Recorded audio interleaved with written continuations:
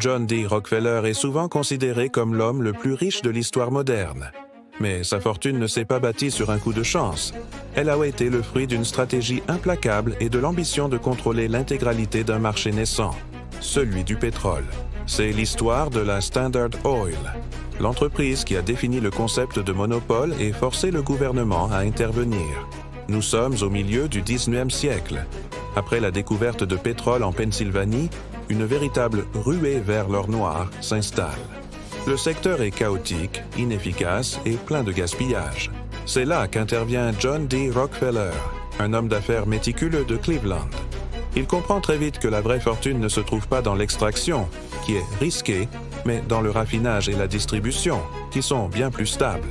En 1870, Rockefeller fonde la Standard Oil Company. Son objectif n'était pas seulement de gagner de l'argent, mais de dominer complètement le marché. Pour cela, il a utilisé ce qu'on appelle l'intégration horizontale, absorber tous ses concurrents dans le raffinage. Sa tactique était redoutable. Il négociait en secret des rabais massifs auprès des compagnies de chemin de fer pour transporter son pétrole à moindre coût. Ensuite, il utilisait cet avantage pour vendre son kérosène à un prix tellement bas que ses concurrents ne pouvaient ou pas suivre. Les petites raffineries n'avaient alors que deux choix, soit vendre leur entreprise à Rockefeller pour une bouchée de pain, soit faire faillite. Cet épisode est connu sous le nom de Massacre de Cleveland en 1872, où, en seulement 6 semaines, il a racheté 22 de ses 26 rivaux locaux. En quelques années, la Standard Oil contrôlait près de 90% du raffinage et des pipelines aux États-Unis. Pour contourner les lois qui commençaient à interdire les monopoles, Rockefeller a innové en créant le Trust. C'était une structure juridique complexe où des administrateurs géraient les actions de toutes les sociétés du groupe, formant un seul bloc géant. Un monopole parfaitement déguisé. Le pouvoir de la Standard Oil était tel qu'elle pouvait fixer les prix comme elle le souhaitait, étouffant toute concurrence et contrôlant la vie économique de millions d'Américains. Ses détracteurs l'ont alors surnommé le « baron voleur ».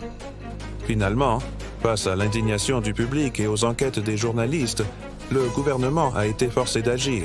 En 1890, le Congrès a voté le Sherman Antitrust Act, la toute première loi fédérale pour lutter contre les monopoles. Après des années de bataille juridique, la Cour suprême a ordonné en 1911 la dissolution de la Standard Oil, la divisant en 34 entreprises indépendantes. Ironiquement, si l'empire Rockefeller a été démantelé, il a donné naissance à la plupart des grandes compagnies pétrolières que nous connaissons aujourd'hui, comme ExxonMobil ou Chevron. L'histoire de la Standard Oil est une leçon essentielle sur le pouvoir, parfois destructeur, du monopole, mais aussi sur l'importance de la régulation pour garantir une concurrence libre et juste. Elle nous rappelle que même les empires les plus puissants peuvent être remis en question. Merci d'avoir regardé cette vidéo. Si ce format vous a plu, n'hésitez pas à vous abonner et à laisser un commentaire. À très bientôt.